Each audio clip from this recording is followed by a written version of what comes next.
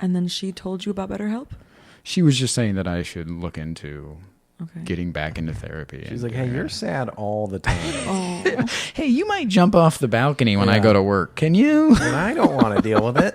Oh my God. I don't want to clean it up. We got an HOA. Yeah. No, I don't want to. Can you Google it? Can you Google that shit? It's dark, man. Welcome to the show. Thank you. It's great to be here. That's what we do. Hello, Bear Cubs, and welcome back to another episode of Secondhand Therapy. We need to remind you that we're not therapists, we're not experts. That's right. We're just two guys Just two guys going through it. going through it, trying to figure it out. We have a guest today. Ooh. We have an incredible guest today. Yeah. Super talented, Mm-hmm. super dope, Mm-hmm. super chill, Mm-hmm. super smart. Mm-hmm. Quite possibly Uh-oh. my new favorite musician, musical artist. She's incredible. Straight fire. Yeah. Hanorah is in the studio with us today. Yeah, we were lucky enough to grab her while she was here on tour in LA, and Yep. we sat down with her and had a fucking incredible conversation. Yes, and we have to give you a trigger warning here. So this episode, we will be talking usual stuff, mental health, depression, anxiety, but we will also be dipping into discussions revolving sexual assault. So if that is triggering for you, just know it will come up. But thank you for being with us and enjoy the episode. Enjoy the show.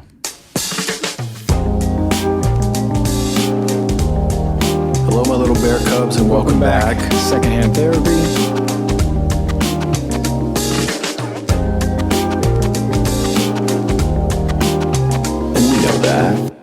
This bout has been 3 months, but I've done 6 months and year chunks over different times in my life too. Yeah. Yeah. I like how you use the term bout. Like it's a battle. Like, Yeah. I've been fighting in therapy for 3 months now. I have been fighting for my life for 3 months now. Yeah. What brought you into this bout? It was relationship anxiety, funny enough. Shut up. Sorry. No, it's all right. Let me introduce you to Lou.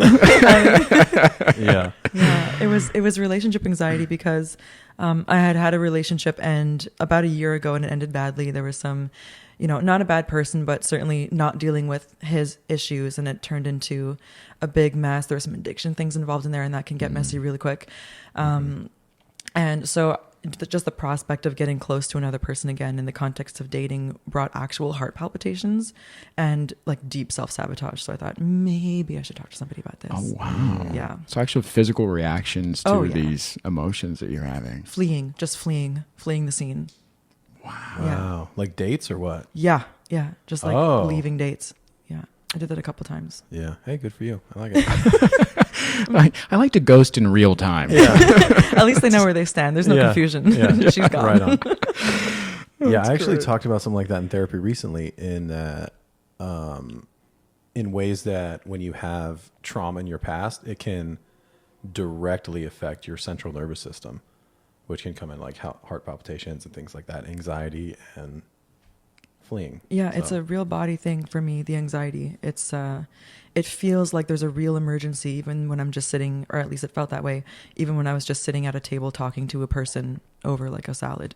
yeah. But it felt like, oh, a lion is chasing me and I'm in danger. Yeah. Yeah, like a disproportionate physical response for the situation. That's real panic. Yeah, because you're projecting a memory onto the present time, right? This person's going to become a crackhead and chase me around the city. Like that's what's Right. happening in your head, well, at least in my Yeah. case. Yeah, you're almost, for lack of a better phrase, you're punishing them for something somebody else did. Yeah, and that's Yeah. not it. So therapy. That ain't it. No. Yeah. Yeah. So you got out of the relationship about a year ago. What made you decide to get back into dating? I think just I don't want to stay closed off forever and stay in the comfort zone. I don't think that it's good for me to just repeat my little routines and only see friends and only write songs, play my shows, and just not ever open that door for myself again. I don't think that that's healthy to just avoid the wound. Yeah. So I thought if I do meet somebody and they're really amazing, I know that I won't be ready if I don't excavate and clean the wound. It's a great way to look at it. Yeah, proactively. And then a month later, I met someone and I was like, oh, here we go. Here's the playground upon which every single attachment issue and insecurity and trauma is dancing. Yeah. Yeah. So are you currently attached to seeing somebody? Yeah. Wow. What are we? Yeah. There's a little anxiety there. Yeah. Congratulations. I'm happy for Thank you. Thank you. That's We'll a big see. step. Yeah. We'll see. I'm, one thing at a time. Yeah. Yeah. Yeah. So what does that look like I imagine it's slow motion, right? Yes. And at the same, it's like I'm calling it ping pong. So there's one side of my head that wants to feel the security, that wants to feel that something stable is happening right away. And then there's a side of me that when things feel good and does super nice, sweet things, I'm like, oh, I have to get the hell out of here. Like I got to run away right now. So the one that wants to attach and the one that wants to flee, they're just ping ponging back and forth in my head. Yeah. Yeah. So that's when I need to take a deep breath, ground in the present, and practice the tools that I'm learning in therapy to, handle it. So in your past relationships, when things feel turbulent or you feel scared, is that your reaction is to distance? No, this is a new development for me. Ooh. That's kind of why I noticed the change in myself after the last relationship ended.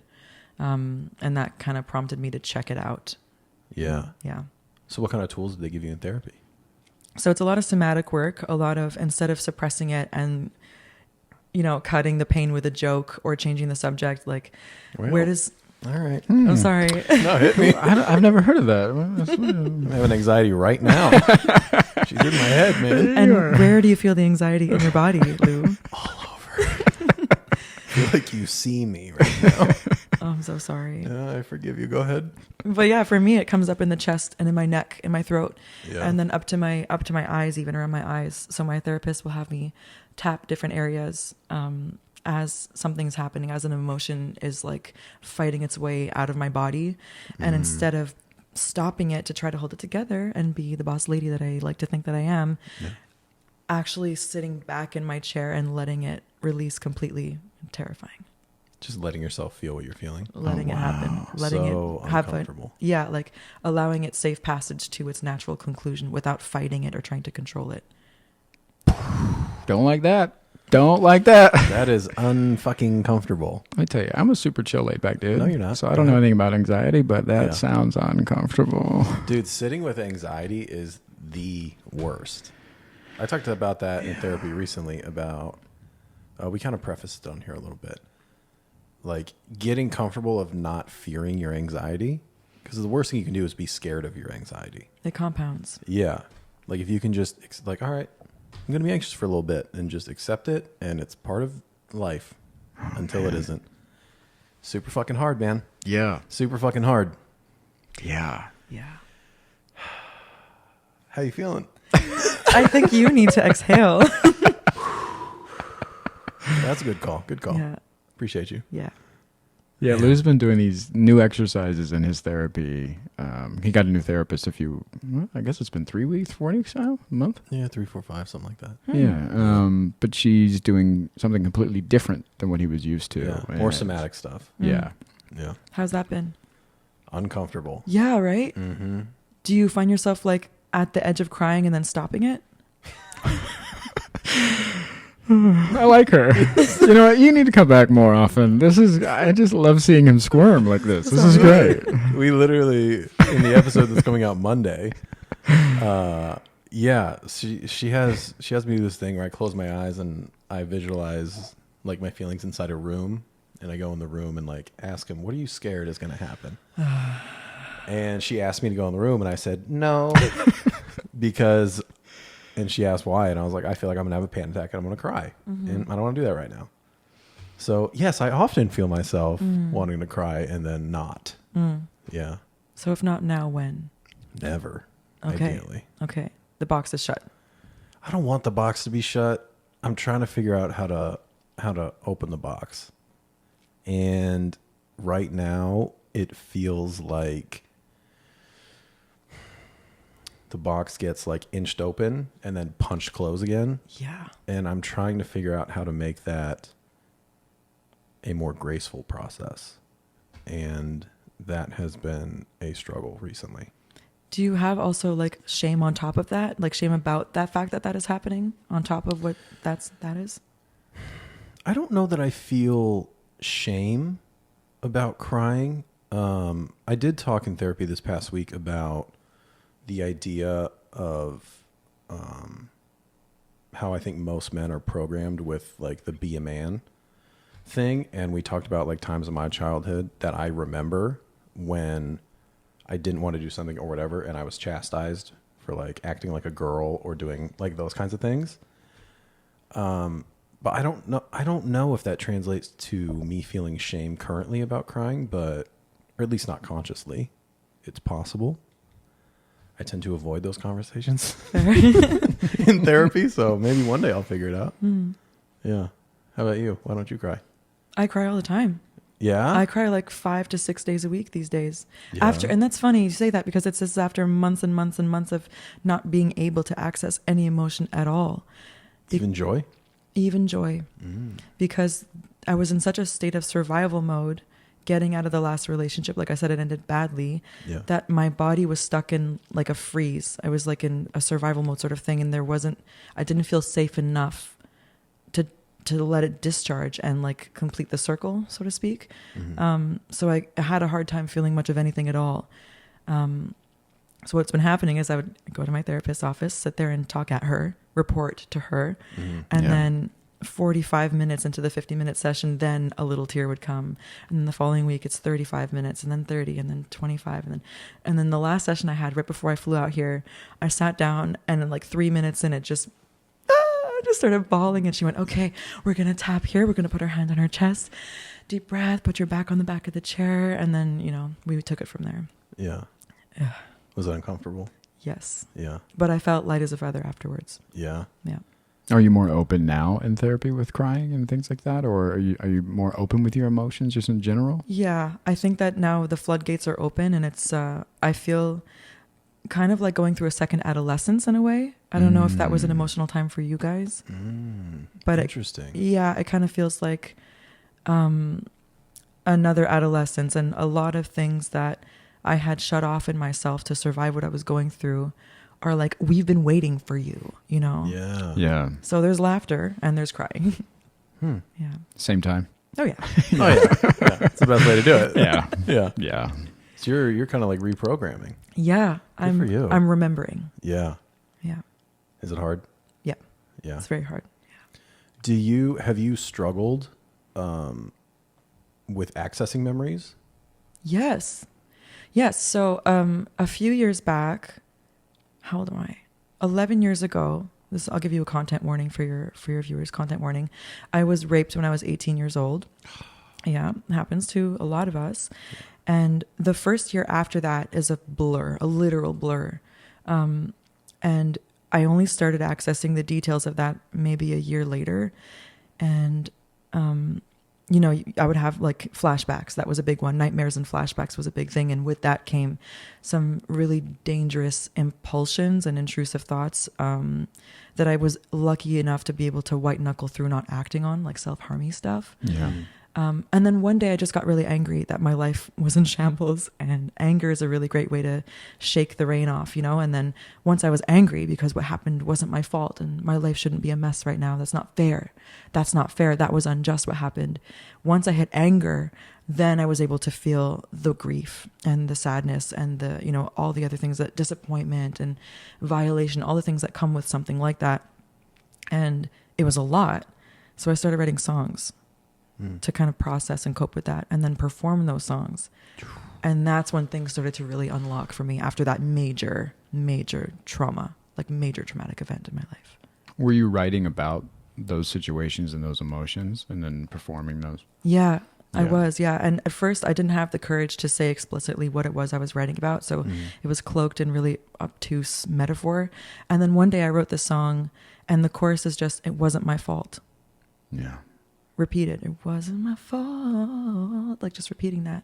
And singing that on stage, especially initially early on in my career, to fellow college age people, young women who were also holding a similar pain. Oh, something's happening here. Like they would come up to me after the show and talk about their experiences, like just telling me what they'd gone through. And then I saw, okay, this is affecting more than just me if I talk about this. And this was back in like 2015, 2016. Yeah. before Me Too. That's when I noticed that. Yeah, I Wow. went through a similar thing with grief. I started opening up about losing my parents on stage and going to therapy and suicidal isolation, like all these things. And two things. One, doing that every night on stage is it's good and bad. It feels great some nights, and other nights I remember coming off stage and just going in the green room and just bawling my eyes out. I couldn't even go and do meet and greets or anything like that. It just, the emotion takes over. Totally. But two, something I talk about a lot is connecting with an audience in that way and opening up about something that is so dark, and you don't realize how many people are hurting or affected by that, or that connection that you have with somebody after a show is really eye-opening. We're really not alone. Yeah. And you feel, because with the things that we carry, we feel so isolated. It feels so heavy. And then when you start opening up about it and you find those connections, and especially in large spaces like crowds and performing and stuff like that, man, it gets lighter, and it feels like more people are carrying it with you. Yeah, you're sharing the load. Yeah. Yeah. That's huge. Yeah. Have you found it to be easier then moving forward, performing more and more? Did it get easier to express those emotions? And I think that after a time, I don't know if you've experienced this, transmuting grief into another art form. There's freedom. There's also like a physical release of performing on a stage, and no one takes the mic out of your hand, and that's extremely affirming and important. And then something happens where enough time passes and you perform about it enough times, and it takes on a life of its own, and it stops feeling as connected to the initial event or memory. it doesn't belong to you anymore. Yeah. In a weird way. Yeah. Now it's a song, not a memory. Now it's a melody and some lyrics, and not the worst thing that ever happened to me.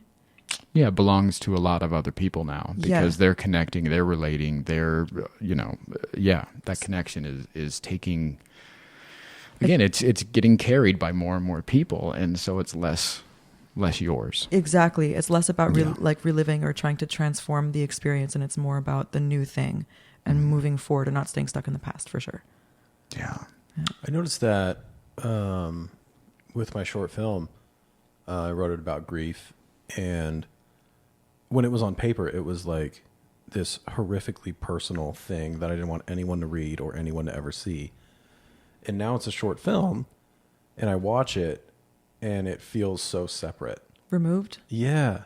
I'm like, oh, this just happened to this character guy. I'm like, that's all right. That other guy. Yeah. Yeah. Yeah, it's weird when you turn your experiences into art, how, you get removed from them. Is it satisfying for you?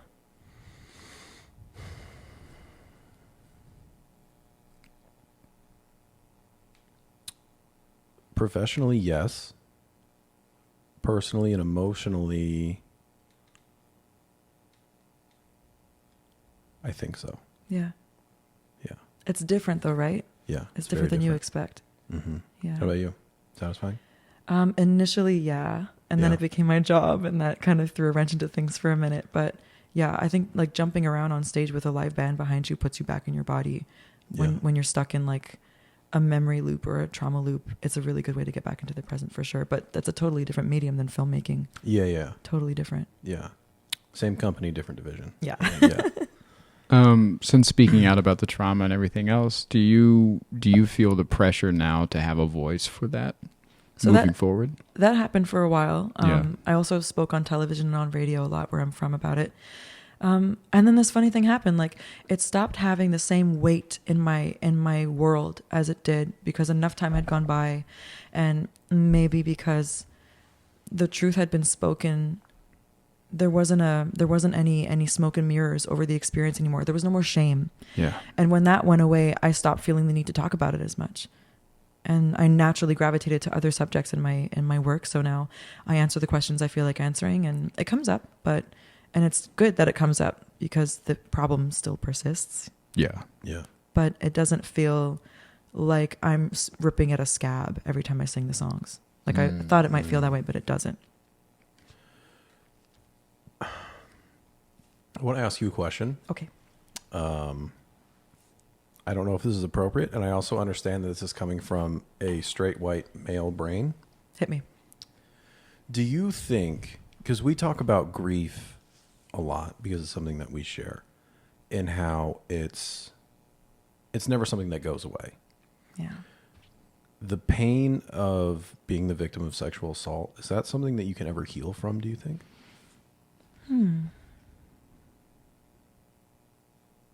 Is that something you can, as in, is it possible? Yeah. Yeah. Yeah? Yeah. What I say is that you don't ever go back. Like with grief, you don't go back to the version of yourself you were before that happened, before you felt that loss, before your heart was ripped open. But you can recover and build something new of yourself after the fact. If the pain is allowed to discharge all the way, if you allow yourself, and if your community allows you to open that wound and take care of that together, then it's absolutely possible to build something new and live a fulfilling, happy life. I know that some people bear certain marks, different kinds of scars to varying degrees, but I don't think that it's a death sentence spiritually. It doesn't have to be, not in my opinion. It's taken me a really long time to get to a point where I could hug a person. I hugged you when I came in. You did? Yeah, that's taken me a long time to be able to do that, but I didn't feel like running away, which is a big step for me. Most people do when they meet Lou. I'm not gonna lie to you. Dude, I'm the best. I am the best hugger of all time. I didn't give you a good one because we just met. Yeah, I was like, hello. I didn't give you a good one. Can I give you a full-on bear hug when you leave? Please crush my soul back into my body. I'm a great hugger. Great. Yeah, I think it's possible. Do you think it's possible to recover from grief? Go ahead. I'm going to think about this. That's a loaded question. I recover is... I like the way that you put it when you said that you're not going to be the version of yourself you were before. And I think that rings true with grief as well. It changes you. Trauma changes you in all forms, I think. And I think how you choose to move forward is a big way on how you're going to recover. I don't know. I think it's something that you always carry with you. I think it's always going to be a part of me. And I think you choose on how big of a part that's going to play. Yeah. So I'm going to say no. She kind of fucked me up. Yeah. Yeah, you kind of fucked me up. Sorry. What part? The first 15 minutes, really. Yeah. Since we started, just the thought and the idea of, because I've always thought when I think about grief, I understand that for the rest of my life, there are going to be times when I'm really sad about it. Yeah. And I'm always going to feel it. But then you kind of framed it in a way that it's really just about how you live your life. And yeah, I can still feel these things and they are going to weigh on me forever. But if I'm still able to live my life the way I want to, does that mean I'm healed? What is healed? Fuck if I know. That you fucked me up. Yeah, I think that's what it is. You're choosing how much energy and space you're going to give that for the rest of your life. Whatever that trauma is. And without suppressing it too, and without avoiding it is the trick. Well, you got the wrong guy over there. I saw you take a deep breath and hold it when I said that. Yeah. Captain Suppression over here. Quiet. I'm open. Really? Sure. Come on, man. Come on. It's hard. It's hard not to suppress. Shut down. Yeah.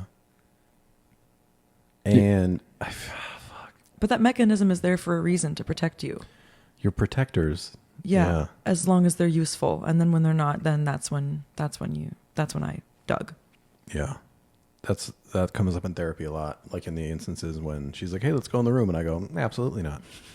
And she's like, "Okay, so you're having a protector come up right now to protect something let's let that protector know that it's okay. And we know you're just doing your job. Yeah. And I try to do that. And I'm just like, all right, man. I love that. I love that you give it a name. Mine's the recoiler. Yeah. The recoiler, yeah. Like people are trying to like love her and be super nice to her and bring joy to her life, and she's just like dodging lasers like in the Matrix or whatever. No, get away. Yeah. Yeah. I'm the protector. What do you got? Oh, you're mostly doing talk therapy. Yeah. Yeah. We're not getting into exercises and things like that, which Lucky bitch. I don't know if I want that or not. I do and I don't. Sure don't. Sometimes I hear how scary the room is, and Yeah, I'm I don't like, like the I don't want to room. go in there. But also times I'm like, well, is talking enough? Doesn't feel like it. I got a thought. Nope. Buddy, I'm telling you, I can talk about things that have happened all day long. You want me to get in the room and face them? Well, Yeah. it's a different fucking thing, man. I mean, I am crying in therapy, so there is movement happening in Such some Pussy. direction. No, it's good for you. I'm proud of you for crying. I wish I could do it. Yeah, I know. Like this guy's been giving me shit about I have not wanting to cry. Hang on. Yes, hang on, yes, hang on. sir. Yes, sir. I have not been giving you shit. I'm sorry. Do you want to look at our Instagram clip? I would love to 'Cause look at the Instagram clip. 500,000 people saw you give me shit about not crying. No, 500,000 people also said, "Oh, dude, pay this guy. He's better than your therapist." So shut the fuck up. I didn't give you shit about not crying. I said, you know how to feel emotions, but you don't want people to know what you're feeling. That's true. That is true. Okay, then. And you then- fuck. And then And then you said, the well, following week he said, my therapist wanted me to cry, and I said, absolutely not. yeah. I don't know how to do it. Wait, yes, hang on. That's because you know how hard it is, and you know he needs to do it. You're a true friend. Thank you. Say that again. You know how hard it is, which is why you know that he needs to do it. I'm you, sorry. you don't have to do No, that. the last Don't- part. Say the last part. You're a true friend. Thank you. Well, you've done it now. The amount of I'll never comments we hear. get. I'll never hear the end of it. Because I know I'm a good friend. And all these motherfuckers in the comments going, why is he mean to you? Why he shouldn't I push you like am that? in an abusive relationship. Oh my God. Such This an is idiot. abuse. Conflict is not abuse. Thank you. God damn. You know what? I take it back. You're not allowed to come back. At first, I was like, she's great. Let's have her on more. And now, banned from the I'm show. literally like, this is my Worth new it. co-host. Buddy, you're gone. I knew it. You're done. You're out of here. Oh, God. Yeah. Question for you, Lou. All right. You know what's in the room. That's not a question. So, So nervous. why are you afraid?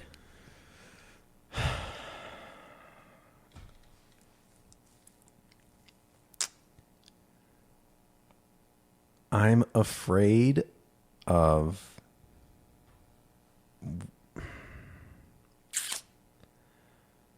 a lot. I'm afraid of a lot. Because the idea with the room is you put whatever the feeling is in there. And at first you observe it. See if it has shape or color or anything like that. And you go in the room with it. And you're supposed to, talk to it, interact with it. I'm afraid.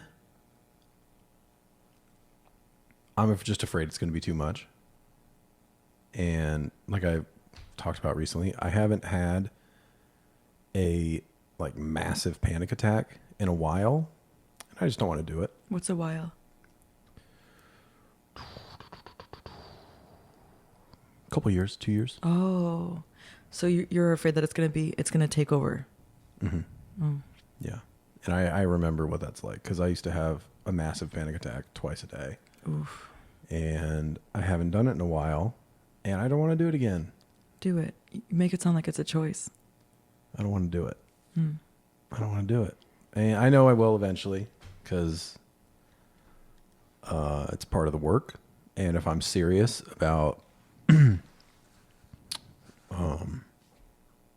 becoming a better man and being the man I want to be, I have to do that work. I guess I'm just hoping that maybe one day I'm going to walk into that room and feel really brave. I think that's what the hope is for now. But if that day doesn't come, then I'm just going to have to choose to be brave, I guess. Yeah, isn't bravery doing it scared? Maybe. Yes, shut up. You know what? She's back on. She's let her come back on. I like her again. Yeah, of course that's what bravery is, but I'd rather just feel brave because it doesn't seem scary. And then I guess that's just bravado. That's not even bravery. One step at a time then. Yeah. Oh my God, now you did it. He held his breath. Yeah. I have a question for both of you. I'm super curious about this. Have you felt any conflict with between self-improvement and self-acceptance in the therapy journey? One more time. Hit me that again. Have you sensed any conflict between self-improvement, better man, I got to do better, be the person I'm supposed to be, and self-acceptance in therapy or in general? I don't think conflict is the word. Or how do you navigate that? How do you navigate those two things? What do you think I mean when I say better man? I'm not sure. I don't know. When I hear people say things like that, I wonder if it's like wrapped up in an industry of wellness and like a, hamster wheeling, trying to perfect the personality sort of thing, or if it's, I don't know. It's individual. Some people sincerely mean face their shit, recover, and kind of become at ease with themselves. So some people use that word differently, which is why I'm asking the question. Why wasn't your question, what do you mean by better man? Perhaps I made an assumption. I don't know. Interesting. I was just curious. I was curious. What is your definition of better man? I don't think I have a definition. I just, I'm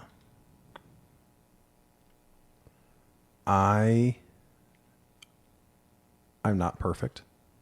I know I can never be perfect. I don't want to be perfect. But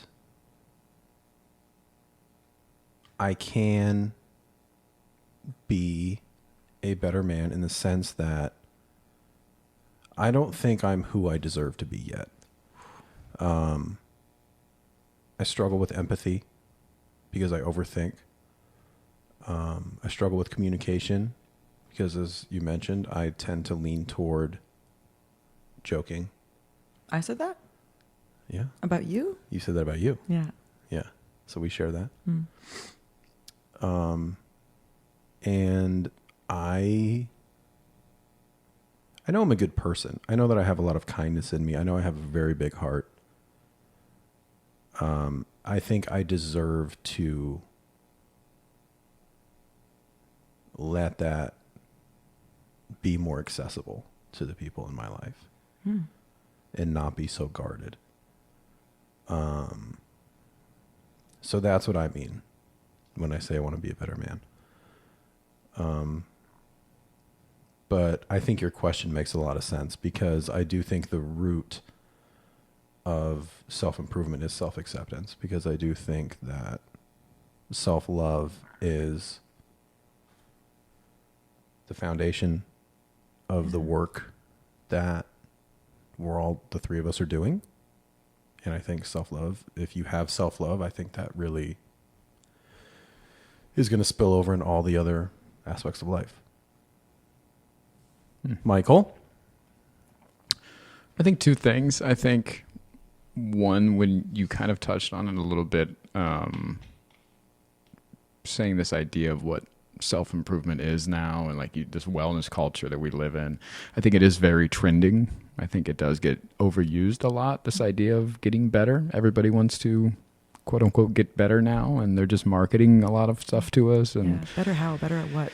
Yeah, exactly. Every podcast you listen to is like, except this one, has ads for therapy now, and there's journal things all over TikTok and Amazon and things like this. And they're just, I think it's become very marketable, and I think that's a dangerous thing, because when I first started getting into therapy a few years ago, I was fighting a lot of that because it was so popular. And it actually, I didn't even realize that I was as depressed as I was, because I thought that it was so trending that I didn't want to even admit that I was depressed. And I remember sitting in the office with my first therapist, and we're going over things, and she was like, well, do you deal with depression? And I was like, no. And then she's like, what does depression look like to you? And I remember describing exactly the weekend I just had on tour. And she was like, isn't that the weekend you just had? And I was like, maybe I'm depressed. But I didn't want to admit that because it was so popular. So I think it is, I think a lot of, but that's the gift and the curse, right? Because it needs to be more popular so people are more aware of it, so they actually do it. And the people that need it do it. So your experience didn't align with kind of how it looked, Yeah. what you were seeing out there kind of thing. Absolutely. And this year I've been doing a lot of work on myself. And what I'm trying to do, and we just talked about this, was being more clear on what your goals are. Because I think a lot of times we get lost in this idea of like these bigger than ideas of just like, I want to get better, or I want to feel this way, or I want to not cry when I watch, puppy commercials or whatever the fuck you got going on. Yeah, thinking about more clear about like, what am I actually after? We were just working on this in therapy this week. What am I actually after? What is the emotion behind that? And is there a different way to get there and still get that emotion, or when will you be satisfied kind of thing? Because a lot of times, again, we miss the target because the target's just fucking big. We're like, I just want to be happy. Well, what the fuck is happy? Happy is huge. Yeah. And so when you narrow it way down and go, okay, I want this. Okay. This will make me whatever. And so I've been really trying to work on what that looks like in my life and being more clear on those goals so that I actually know when progress is being made and if I'm getting closer to happy. Closer to. I like that. Yeah. Yeah. I don't know. I just don't know if happiness is real. You think happiness is attainable? Yeah. Both of you. I think happiness is, but you and I've talked about this. It's the longevity of happiness, right? It feels like an idea. I feel like I feel like it comes and goes like other emotions. Yeah. Yeah. And you have it one day and you don't the next, or you have it one moment and you don't, and it's like. So how do you become happy? I think it's just work on how do you extend happiness. I think you find it and figure out how do I get that? How do I live in that moment longer, or how do I do that more? That's it. You said it. Live. I think like if you can connect. I think connecting to the present moment. If you can find ease and peace and acceptance of what's happening right now, this chair, this room, this floor, these people, myself. I think as much time in that space is as close as anyone can get. No, isn't that what like Confucius and Buddha all say? Right. Yeah. I don't know. Yeah. I don't know. That though. makes sense. I don't know. I kind of look at it as I just want to find things in life that bring me joy and peace and try to make those a part of my life. I don't fucking know. Yeah. Oh. Mm-hmm. I don't know, man. It's hard out here. Yeah. So are you working on, with this anxiety, this new anxiety that you have, Yeah, it's a real bitch. are you also working on trust? Yeah. Define working on trust. How does one work on trust? Well, I think in your case, there's several levels of it, right? Mm-hmm. Trusting that the environment is safe, trusting that the person you're with is a lot of things safe, not only, but also not going to do you wrong in 2, 3, 6 months, trusting that what they say is true, trusting that the emotions that they're showing, trusting that the value that they put on you and the relationship is there. Trust. It's my turn in the hot seat. Yeah. What was your question? Are you working on trust? Your Honor, repeat the question. Use it in a sentence. Honestly. Oh my God. Okay. Am I working on it? Yes. Do you want to hear my most recent assignment from my therapist? Yep. Absolutely. She asked me what would happen if I hugged the person that I'm seeing right now and not pull away right away.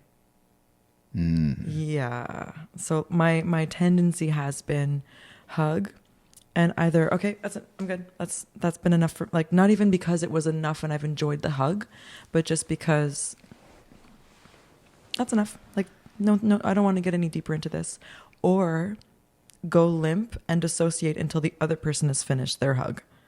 That sounds so terrible. Good So morning. that's what you do with your partner now. Okay. My assignment now is to hug him until I'm done because I've enjoyed the hug and it was enough. Not because I'm uncomfortable, because there's a nice feeling from the hug.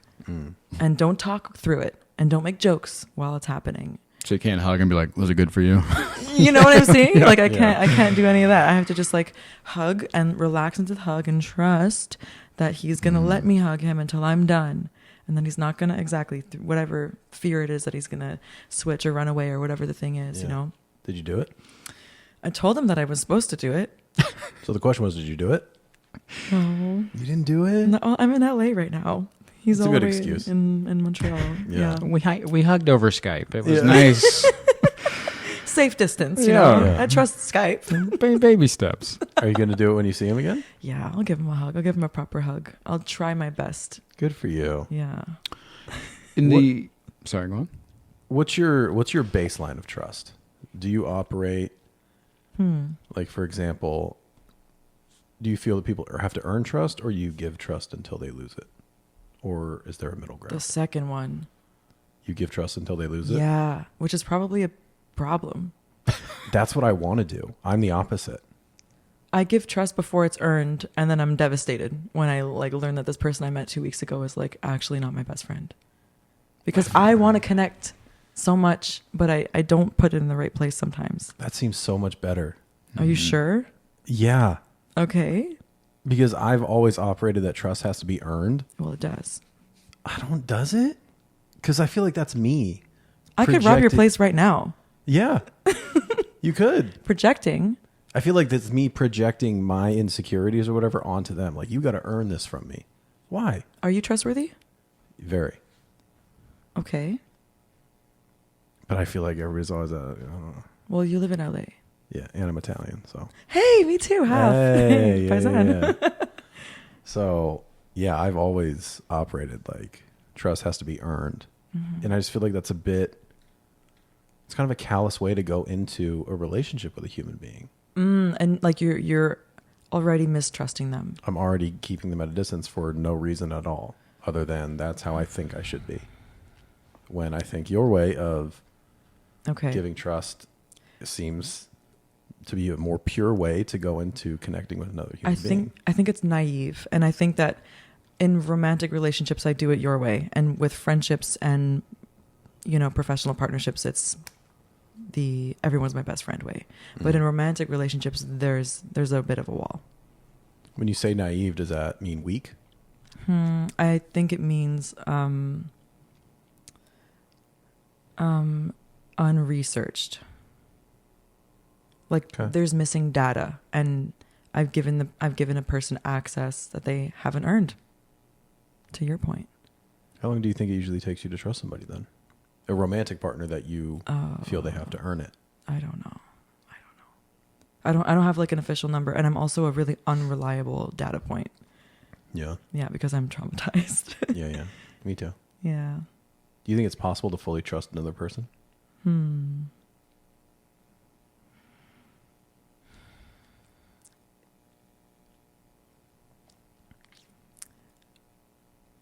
I think that I will trust a romantic partner no more than I trust myself.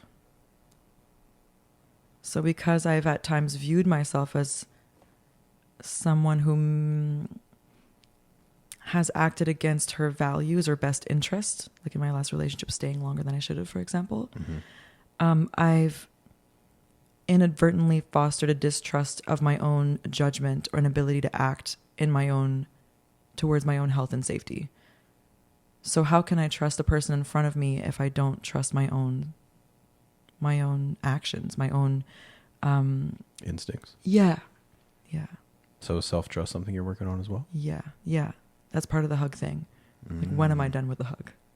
Yeah. How does that feel like for me? I guess that, and I don't want to tell you how you're feeling, but to me it sounds, that doesn't sound like trust to me, the hug thing. That sounds like almost just letting yourself be comfortable. I guess, no, that could be That too, trust. though. It's because I don't trust that it's going to last or that the person's going to stay nice. So you're trusting your instincts of you're Yeah. pulling away at the right time. Yeah. Oh. Yeah, that's it. Interesting. Yeah, it's my own instincts. Do you find that women want what they actually say they want when it comes to vulnerability in men and emotional access and those things? Or do you feel like it's all just a talk? I think about this a lot. I think about this a lot because in my last relationship, I was hoping for clearer communication and openness from the person I was with. And then what he brought me was like terror, like terrifying. Yeah. And I think that we like the idea of the closeness that would come with someone who is more emotionally open and available. But we are also perhaps not always equipped for what's actually under the surface, because I don't have the experience of being a man or boy and being told, be a man, don't cry. All the things that you guys are, the programming that you get, the socialization that you get, it's not an experience that I have. So I think that a lot of the times we can be ill-equipped. I don't think that means that we should stop being honest with each other and communicating, but I think that understanding that there is a natural learning curve with any human being that has a different experience from you is like a step in at least trying to get to the point of that, right? like connecting without judgment and with curiosity and compassion. I think it's hard. I think a lot of times too, I think it's the duality of the strength with being vulnerable too. So I think that they want men to be open and vulnerable and show these feelings and talk about them and express themselves, but without the responsibility of those emotions and things. So I don't think because oftentimes women in relationships end up being caretakers for men.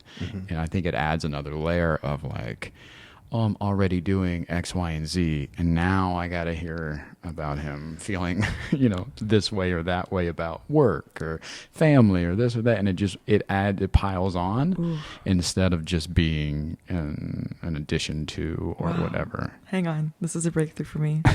I didn't.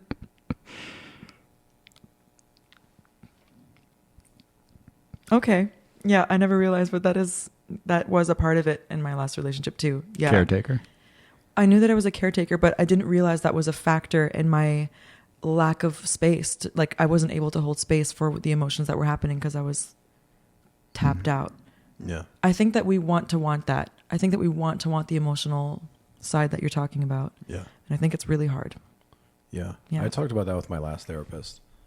And I kind of put him on the hot seat. I was like, look, with your female clients, do they want what they say they want? And he's like, they all say they want it. And he said, basically, it depends on how much work they've done on themselves, whether or not their actions are matching their words. And what modeling they've had for males in their life expressing emotion, whether they're talking about it or emoting in front of people. Like, is there a father that's throwing things at the wall? Like, is that what emotion looks like for them? Or is it shut down and avoidance? Is there a healthy model? If there is, amazing. Then I feel like those girls are probably doing okay. Yeah. But for those of us that have not had necessarily consistent, healthy modeling of men showing and expressing emotion, then it can be, we want that because we had chaos, but then we don't know what to do with it. Yeah. Yeah. His takeaway was kind of what you were saying, that women want a man with emotional capacity and sensitivities, but mostly around their feelings. They want the man to be able to process their emotions and be open to hearing their emotions. But as soon as the emotions are coming from his, that's when it becomes too much. Oh, shit. So they want men to be sensitive and capable of hearing, but they don't want men to be expressive of themselves. That's where it becomes too much for most women. Why do you think that is? I don't know. I think, I don't know. I think maybe to the point we were talking about, maybe women want to feel less like a caretaker and feel like more of an equal, and that they're also being taken care of. Because I think it's got to be exhausting. Feel like you're taking care of a grown man a lot. Depends on the relationship, but it can be. Yeah. Yeah. So I don't know. But relationships are hard, so. Yeah, that's a tricky one. I'm going to think about that for the rest of my month. Yeah. The rest of my life. Yeah, the rest of my life. No, I think no matter what the answer is, I think it has to start in the circles of men, right? And we're talking about emotion, like how to regulate them and how to express them properly, and also how not to burden them with your partner and other things. So I don't think that women can teach that to men. I don't want to add that to the list of jobs for women, but I think it starts with the circles of men. And how do we teach each other how to regulate emotions, how to express them properly, how to show things besides anger and shouting and all these things. And I think we're getting a little better at that. Not great. I mean, but I think that men are being more expressive with each other. We're seeing a lot more of kind of this guy love happening. I love it. It's I love more guy acceptable. love. Yeah. But it just hasn't gone out to the whole nation yet. It's in pockets still. They haven't downloaded the update. Yeah, exactly. But I feel like more than getting men on board, isn't the first step getting men to be even interested in listening and learning? Yeah, and I think that is I think the call has to come within the house. You know what I mean? Like we have to check each other, and I think a lot of times in circles of men we don't check each other. I think a lot of times we just go, not everybody, but a lot of friend groups have the guy where you're like, fucking Bob's fucking crazy, or whatever. Like this guy has gone rogue a few times, and we just go, that's fucking Bob, instead of checking Bob and being like, hey man, why are you acting this way, or what are you doing, or that's not cool, or whatever it is. The hard conversations that we have to have with our friends, we're not having because we're dudes and we don't give a fuck. It's like, whatever, that's Bob. Bob's crazy. And instead of checking him, and I think that's where it has to start, is we have to start doing that in our own circles, and that will get other men interested. So you think the first move is checking Bob, not asking Bob, hey man, do you ever have any interest in not reacting that way? Well, don't start talking while my mouth is still going, right? And we know that. Well, I already know the answer, so go ahead. Go ahead. No, hit me. I'm using check as like check in. Yeah, just not as harsh as I think you're taking it. Lou's a very literal person, so words have meaning. So, so I'm just using check as like in any way you want to take it. So if you want to do the soft approach, or if you do want to actually like sit Bob down and be like, "Fuck you doing?" Either way, as long as there's action happening. I don't think there's any action happening a lot of times. Question for both of you. All right. Did either of you start therapy because somebody else told you that you should? Nope. Can't remember. I don't count. But like, did somebody go, you should go into therapy, and you went, oh, and then you called a therapist? I don't. Me? She's like, bro, this shit works. You got to do it. Because I've tried therapy a few times. It's been hard to get into here in Los Angeles, and it's also been hard with tour schedules and all these other things. I mean, you get that, and so it's like I don't know the initial start of it, but definitely in this most recent bout with therapy, people are like, are you in therapy again? When you get into therapy? I'm like, no. Okay. And was that the reason you did it? It was something that I wanted to do anyways. Okay. And get back into it, because I did enjoy my experience the first time around when I actually got in. I had a terrible start to therapy and got moved around a lot and just like wasn't great. But you did real therapy. You did start BetterHelp because of your partner, no? Yes. Yeah. How did that happen? She had mentioned it to me because I was going through a lot of identity crisis stuff during the pandemic with everything being shut down. And, again, like my life has been on tour since I was 20 years old. And that's all I've really known. And my social life really wasn't happening outside of my comedy career. Mm. And so I didn't even know who I was without it. And that was a big struggle happening with me during the lockdown of like, who am I without this thing that I've always been? How everybody knows me. So yeah, it was a big mental struggle for me. And then she told you about BetterHelp? She was just saying that I should look into getting back into therapy. She's like, hey, you're sad all the time. Oh. Hey, you might jump off the balcony when I go to work. Can you? And I don't want to deal with it. Oh my God. I don't want to clean it up. We got an HOA. Yeah. I don't want to. Can you Google it? Can you Google that shit? It's dark, man. Welcome to the show. Thank you. It's great to be here. That's what we do. The reason I was asking that question was because on checking each other, is it not true that people kind of only make that leap when they're ready to? As the checker or the checky? Checky. Yeah, I think you're right. That's why I was going through like, don't you think you need to approach it as like, hey, do you have any interest in not being this guy? Just like planting a seed? Yeah. And like letting them. Like, what the fuck you talking about? You go, got it. Yeah.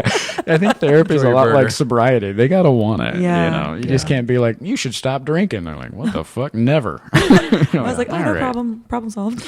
Yeah. Yeah. I think you're absolutely right. Because I think otherwise it's just going to be instantly defensive.